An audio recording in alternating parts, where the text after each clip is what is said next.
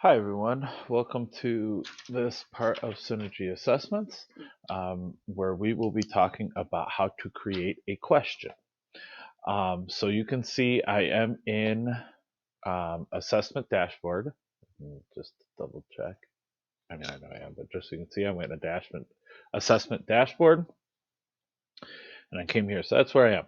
So to create a question, you don't have to go to Dashboard first. That's just where I started from. To create a question, what I would do is I would go to assessment and then I would go to items.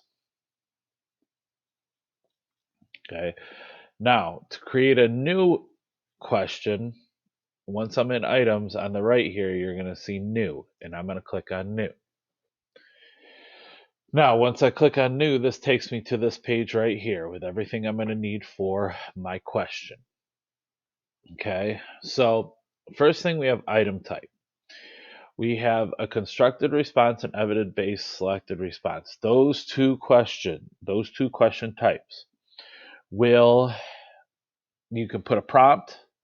I can just click on constructed response. I could put a prompt, and then the kids will have a section where they're going to type their answers. Now, with constructed response and evidence-based selected response, those will not be graded by Synergy. You will have to go in and physically grade those yourself. So know that when you're doing those. But those constructor response, those are ones where they're typing in like full paragraphs or sentences or however essays, whatever they're going to do. They're full typed ones, but those are ones that Synergy will not grade for you. But you can put a prompt in those, and then they will be able to type in their answers. Graphic drag and drop. What that is you would put a picture in there, and then you could put pictures as um, places where they're going to take this picture and drag it onto another picture. Okay. Hotspot. Those are where you could ask a question of um, you could have a map of the United States and say, I want to know where the state of Arizona is. And what you would do is, as the teacher, you would put a map of the United States, or however you're going to do this, but I'm just going to use finding the state of Arizona as an easy example. You'd find a picture of the United States, and you would put it up there, and then as the teacher, you would create the spot where they would click. That would be Arizona. And then as a student, when they see the question, where is Arizona? And all they'd see is the map of the United States. And then they would go to Arizona and they would click on it, and it will grade it as correct or not correct. Um, Text is the same type of thing. In an inline choice, what inline choice is that means it is um, in the question. So, and it's a drop down menu that's in the question. So, um, I went to school for how many years? And then in that drop down is where they will see, here's where you would put your answer, and then they would see a drop down of choices of how many years or whatever. Matching is where you will have prompts on the left side of a chart, answers on the top, or you could always flip that up and have your prompts on the top and the answers on the left. And then what they would do is they would click the box that goes with it. And so you can see here's the box. So on the top, I would have answers, and on the left, I would have this, and they would just the question, and then they would click the one that is correct there.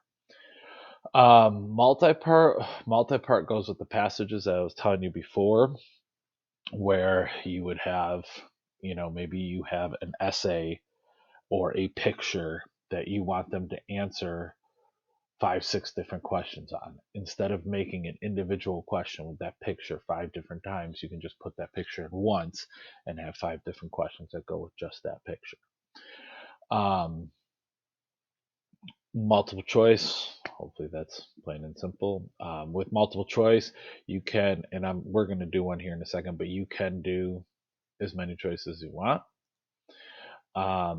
Multiple select is multiple choice when there's more than one answer. So if you have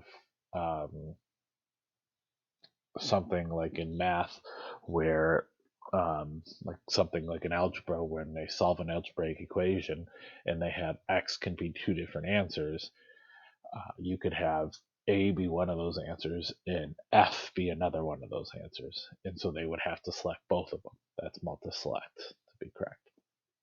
Number line is just that. They would place their dot on a number line where the answer would be. And you could do, on a number line, you could do numerous points. Select point is kind of the same as a hotspot. You're selecting the point that it happens. Text drag and drop, same thing as graphic, only you're dragging text. Text entry is where you have a question and they're typing in 1 word or 2 words as an answer. And then true false is true false. Hopefully that's pretty self-explanatory. All of these bottom ones are all stuff that Synergy will grade for you. As a teacher, that means when you create the question, you have to put in the answer. But they will grade, Synergy will grade it for you. So the first one I'm going to talk about right now is multiple choice, because that's the most common used. So I have my item type. That's item is question. So that's my question type. It's multiple choice. It's a bank. And once again, you can create banks as many as you want, call them whatever you want. I would use the naming conventions that I showed you in the last video. So you can see here FGUHSD, that's for district, that's for district.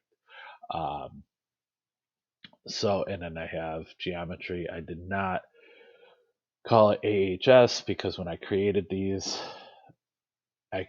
just for me, and then I ended up sharing them with everybody, so I should change those names to AHS. But every question, just like every assessment, has to live in a bank. You always want to have the status live. That way it's available for use. Advanced scoring is if you want to make a question worth a different point value or make different parts of the question worth different points.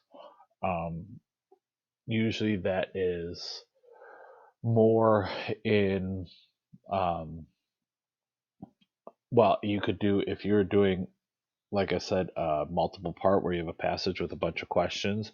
If you want all those questions just count as 1 point, you would do advanced scoring, and then here is where you would make it worth like a quarter of a point or however much you want. Or if you have, when we get into text entry or inline choice, if you have a bunch of them in sentences and you only want that whole thing to count as 1 point, you would count each one of them as a quarter of a point or a tenth of a point or however much. And this is where you would put your total points. It defaults to 1 point if you don't put anything there, so everything's worth 1 point.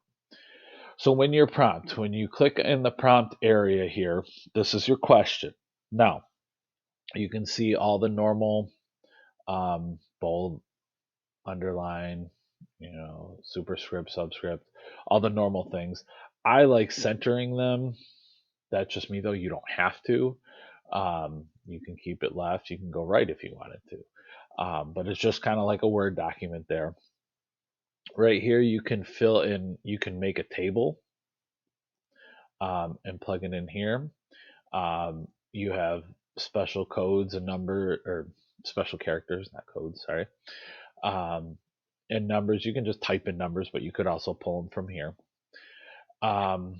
This record audio right here, if you wanted to put an audio question in there, you could, but you would once again have to make sure that every student has the ability to have headphones in your class or they're going to be able to play the video and everybody can hear it, or the audio and everybody can hear it.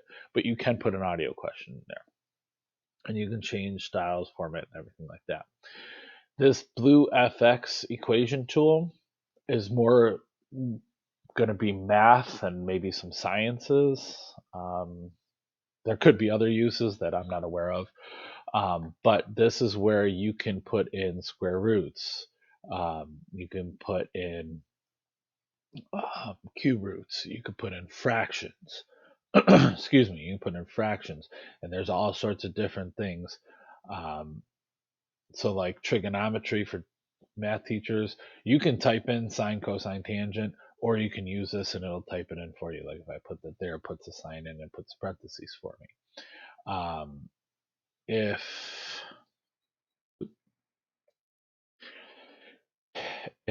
calculus people, there's integrals in here. For derivatives, you would just use fraction key there, and it'll type all these things in for you. So there's symbols. There's like in geometry we use triangles a lot, so triangle ABC or whatever. I would put that first and then label my triangle. There's the Greek alphabet. If you're going to use these, and like a lot of times we use pi, so there's the pi that it will put in for you. And like I said, I'm not you. Anybody can use that. It's available to anybody. But personally, I know of it in math, and I know some science teachers have used a couple of things. But there's all sorts of things in there. Now, if you're just typing it, you can just type away. I want to.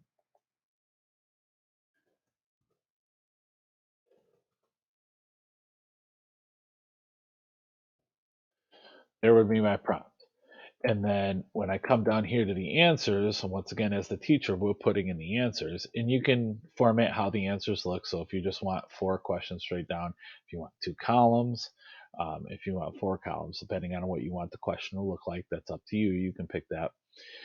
Now, once I click on the question A, you notice I have the same options to be able to type in my answers that I did for the first one, but these are the answers. So if I wanted to type this UHSD synergy assessments choice question.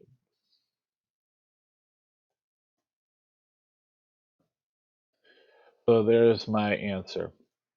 Now that's the correct answer. So if that's the correct answer, what I would do is I would click that and make sure that green button is checked. And now you can see there's a star there knowing that that's green. Let's say AHS synergy assessment choice question. That would be a distractor. Oh, I guess I did assessments there, so I should do assessments here. And you can notice I can just click on it again to edit it. And then I could do cows assessments question. Once again, another distractor. And these are the 3 naming tools, and I'm making this for districts, so that's how I would want to name it. If so, those other 2 are distractors since I'm making it for district. Now we only have our 3 naming conventions, so I wouldn't want this 4th answer. Okay, it automatically gives you 4. So instead of keeping that, because what the student will see, if you keep that right there like that, they're going to see answer 4. And some teachers say, well, I can just delete answer 4, which you can, but now it's a blank answer. It's still there. So what you would do is to get rid of it, you would just remove the answer. Now they only have those 3 choices. Now let's just say I wanted more. I would just go to add choice here, and you can see it gives me more choices here. Okay. Let me Let me remove these.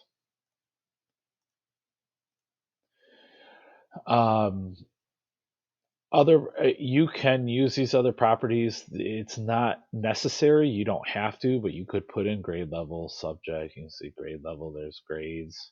You could put what subject you want it for, what course it is. You can type it in. DOK. You can do all that stuff if you want, but it is not necessary. Standards are another thing that you once again don't have to use, but you can.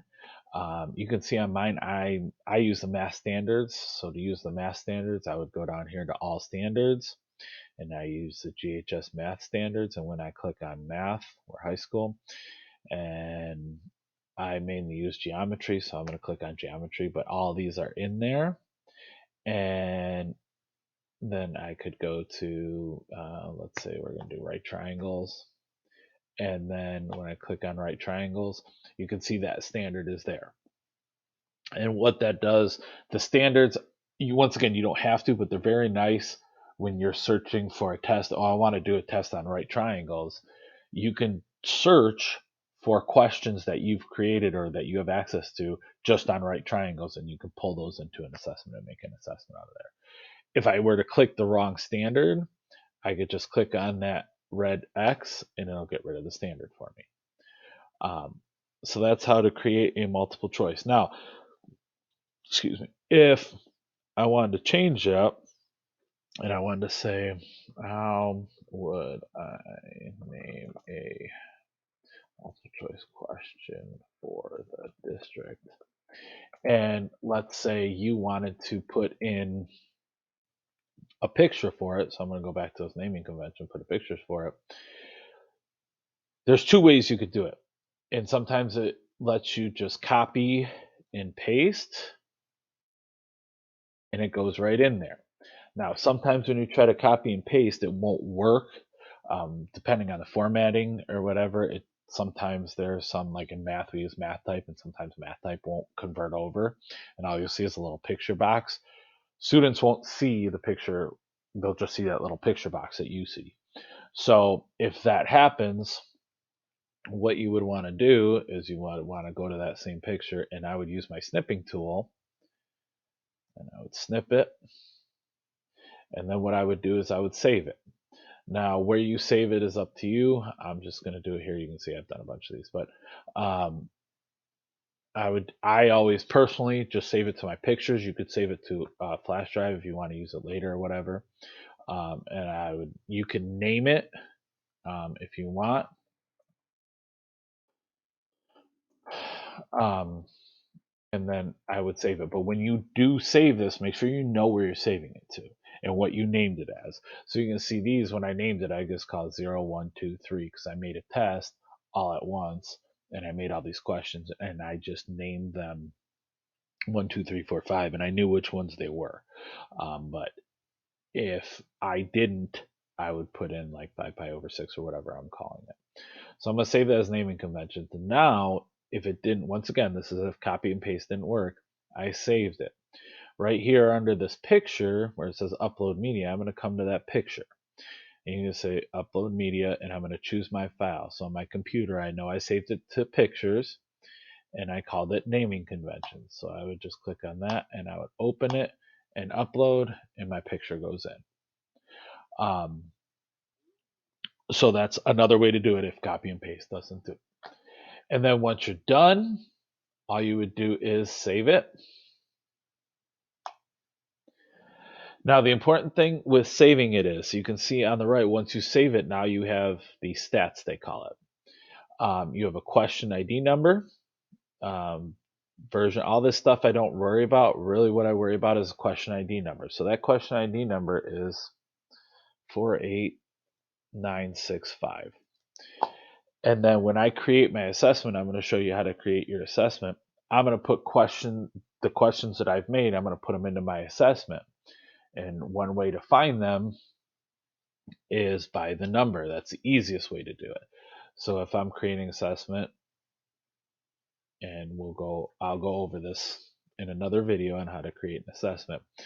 But when down here, when I have questions, I can add an existing item And when I do that, I can type in the question ID number here, which was 48965. And then I would just enter, cancel. I don't want to do that. I want to apply filter. Sorry. Apply filter. So I put in that ID number, I applied filter, and you can see there's that question. So I would just click it. And then once I hit save, I would have to name this. I'm going to name whatever.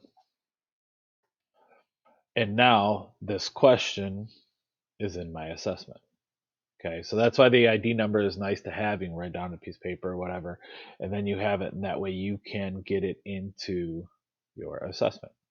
So that's how to create a multiple choice question.